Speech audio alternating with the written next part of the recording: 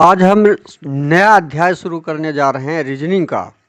जो विभिन्न प्रकार के परीक्षाओं में प्रीवियस ईयर में पूछे गए प्रश्न हैं उसके आसान ट्रिक 5 क्वेश्चन के साथ पार्ट 1 में शुरू करने जा रहे हैं। पार्ट 1 से जो अन्य PS, SSC, SSC, CGL, bank PO, bank clerk, railway, NTPC, railway group D जैसे परीक्षाओं में पूछे गए हैं।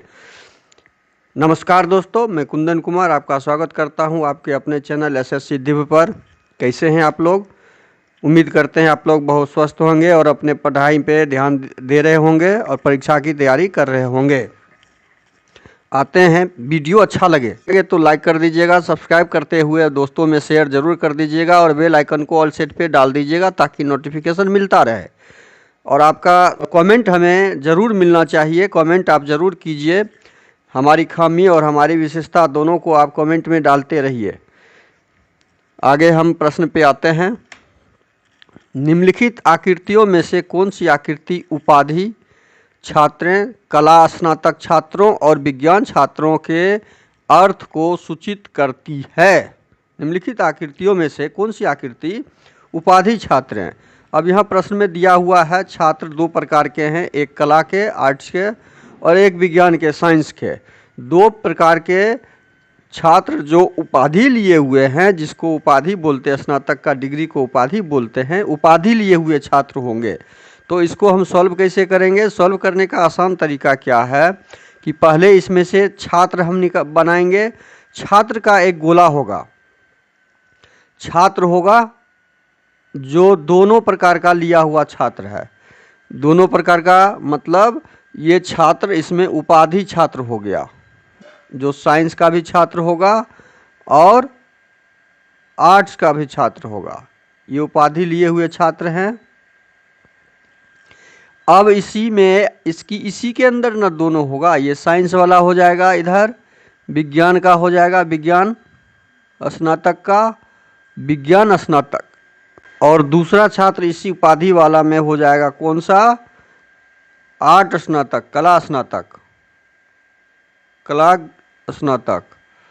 अब दोनों छात्र, दोनों उपाधि वाले छात्र तो उपाधि छात्र के अंतर्गत ही आएंगे, इसलिए ऑप्शन ए इसमें सही नहीं होगा, ऑप्शन बी इसका सही होगा, ऑप्शन सी भी सही नहीं होगा, ऑप्शन सी भी इसका सही नहीं होगा, ऑप्शन डी भी इसका सही नहीं होगा।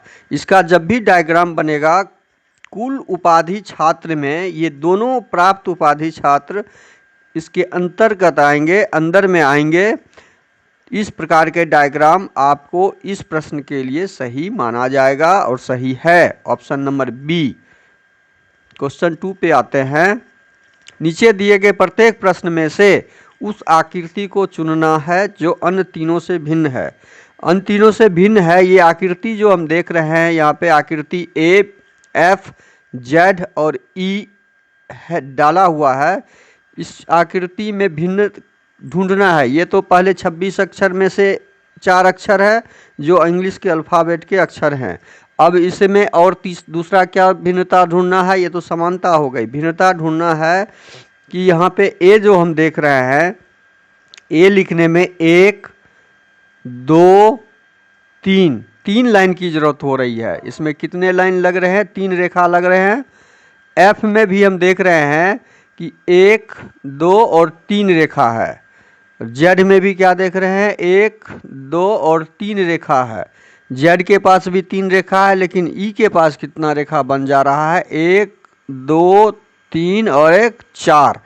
ई के पास 4 रेखा हो जा रहा है, इसीलिए ई इनमें से क्या है? भिन्न है। रेखा के आधार पे 4 रेखाएं हैं इसके साथ ई के पास, तो रेखा के आधार पे ई इसमें से भिन्न होगा, इसलिए ऑप्शन नंबर डी इसका क्या हो जाएगा? ऑप्शन नंबर डी सही होगा।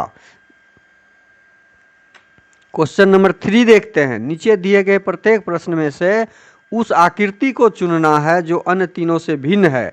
अन्य तीनों से भिन्न है वो सेम प्रश्न है। ये 4 आकृति दी हुई है। अब चारों आकृति में देख रहे हैं हम, ये रेखा काउंट यदि करेंगे तो इसमें 3 रेखा, एक इसमें रेखा यदि काउंट करते हैं तो इसके साथ 3 रेखा है, 1, 2, 3 रेखा है। लेकिन रेखा के आधार पे ये चौथा भिन्न नहीं निकल पाएगा, क्योंकि ये बंद, इसमें 4 रेखा हो गया, 1 2 3 4, इसमें 1 2 3 4, इसमें ये गोल आकृति है। तो ये इस आधार पे, रेखा के आधार पे हम इसे अलग नहीं कर सकते हैं। इसको अलग करने के लिए आकृति का हम रूप देखेंगे। आकृति का ये ऊपर वाला भाग ओपन है, ये क्या है? ओपन भाग है, ये भी ओपन भाग है। रेखा के ऊपर की जो आकृति है वो सारा ओपन आकृति है, लेकिन इस आकृति में ऊपर का भाग क्लोज्ड है, बंद है। ये क्लोज्ड आकृति है, बंद आकृति है। इसलिए इस चारों आकृति में ऑप्शन नंबर बी, आपका ऑप्शन नंबर बी आकृति भिन्न है, जो सही आंसर होगा, option number B. Question number 4 देखते हैं। प्रत्येक प्रश्न में 4 शब्द दिए गए हैं, जिनमें से 3 परस्पर संबंधित है। उस शब्द को चुने जो विजातीय हो। अब इनमें से विजातीय चुनना है। ये चारों भी जानवरों के नाम हैं, और ये जानवरों के नाम है। चारों क्या है? जानवरों के नाम है। अब इसमें से विजातीय ढूंढना है हमको, क्योंकि जानवर चारों के 4 पैर होते हैं। जो भी है जानवर की विशेषता चारों में होगी, लेकिन एक विशेषता अन्य में से अलग होगी। वो क्या है? हिरण क्या है? शाकाहारी है। हिरण शाकाहारी जानवर है। हिरण शाकाहारी जानवर है। उसी प्रकार से जंगली भैंसा भी शाकाहारी है, और हाथी भी क्या है? शाकाहारी है। लेकिन भेड़िया मांस और खाता है, तो ये मांसाहारी हुआ। भेड़िया क्या है? मांस खाता है, तो ये मांसाहारी होगा। और ये इसी प्रकार ये तीनों से भिन्नता को दर्शाता है। तो ऑप्शन नंबर ए इसका क्या हो जाएगा? सही हो जाएगा। बाकी अन्य 3 जानवर शाकाहारी हैं, और भेड़िया इसमें मांसाहारी है। क्वेश्चन नंबर 5 देखते हैं। 4 के विपरीत सतह पर कौन सी अंक होगी? 4 के विपरीत सतह पे कौन सी अंक होगी? ये पासा से संबंधित है। हमें पहले पता करना होगा कि ये पासा किस प्रकार का पासा है, मानक पासा है या सामान्य पासा है। अब ये उसको पहचानने का नियम क्या है कि दोनों दिए गए पासे में से कोई एक पासा के सामने वाले फलक का योग 7 होना चाहिए। तो यहाँ पे ये 7 हो जा रहा है, 4 3 7। इसलिए ये पासा कौन सा पासा हो जाएगा? सामान्य पासा हो जाएगा।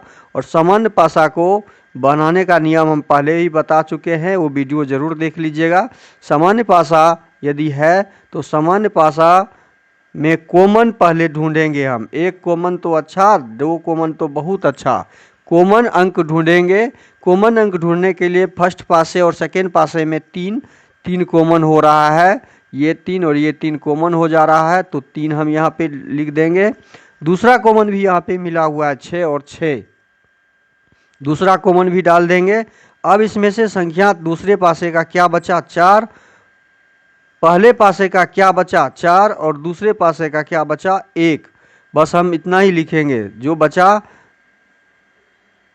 4 और दूसरे पासे का 1 बचा। अल्लाह भी 4 का आंसर है, और 4 का आंसर क्या हो जाएगा? 4 के विपरीत 1 और 1 के विपरीत 4 हो जाएगा। 4 के विपरीत 1 और 1 के विपरीत 4 हो जाएगा। इसका आंसर हो गया 4 के विपरीत 1 हो जाएगा, option number C. Option number C इसका आंसर हो जाएगा। वीडियो अच्छा लगे तो लाइक कर दीजिएगा। सब्सक्राइब करते हुए, चैनल पे नए हैं तो अपने दोस्तों में शेयर कर दीजिएगा। बेल आइकन को ऑल सेट पे डाल दीजिए ताकि नोटिफिकेशन आपको मिलता रहे। हम इस प्रकार से प्रत्येक दिन 5 क्वेश्चन प्रीवियस ईयर जो पूछे गए हैं लाते रहेंगे, और आपको प्रैक्टिस करवाते रहेंगे। प्रैक्टिस रीजनिंग की बहुत ज़रूरी होती है, और रीजनिंग में आपको 15 से 20 नंबर क्वेश्चन हर एक परीक्षाओं में पूछे जाते हैं। 15 से 20 नंबर आपका पक्का करवाएंगे हर एक परीक्षा के लिए। थैंक यू, धन्यवाद। जय हिंद, जय भारत।